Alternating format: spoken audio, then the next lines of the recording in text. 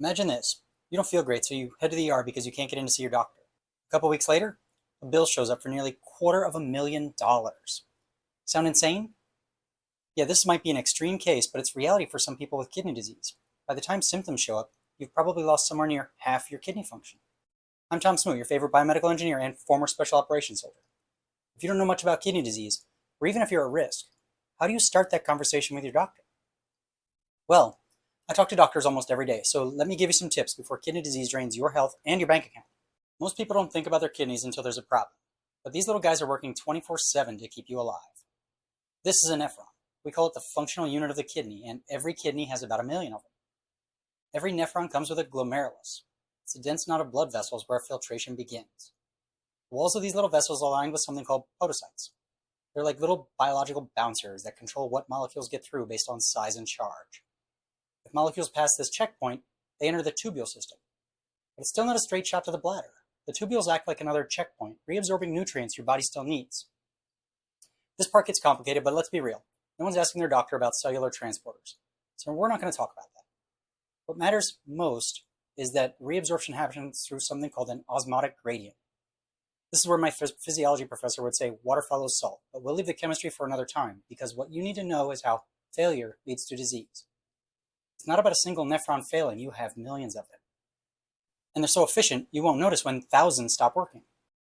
Now let's talk about something that stops too many people from getting tested. Cost. I've heard from people who'd rather take their chances with WebMD than add another medical bill to the pile. If that's you, please let me know in the comments. At least I can share some better quality links. WebMD is just not a good source for all of you out there self-diagnosing. Now when you're ready, here's how to navigate that conversation with your doctor. Start by saying, "Doc, I'm concerned about my kidney function, but I didn't plan for a lot of medical tests in my budget. What's the most essential test we can do today?" That makes you sound proactive, not paranoid. Next, ask them to compare your latest labs with previous results. A single abnormal reading might not mean much when it comes to kidney disease, but trends over time, that's where the real insight is. And guess what? Reviewing past labs doesn't cost anything. If your doctor mentions that your numbers are borderline, this is when you want to steer the conversation towards prevention. And the question is, what lifestyle changes can I make now to avoid needing medication later? Adjusting your diet, cutting out soda, limiting processed foods, those are free interventions. Even switching from ibuprofen to Tylenol can help protect your kidneys without an extra cost. And if they try to brush you off, use this line.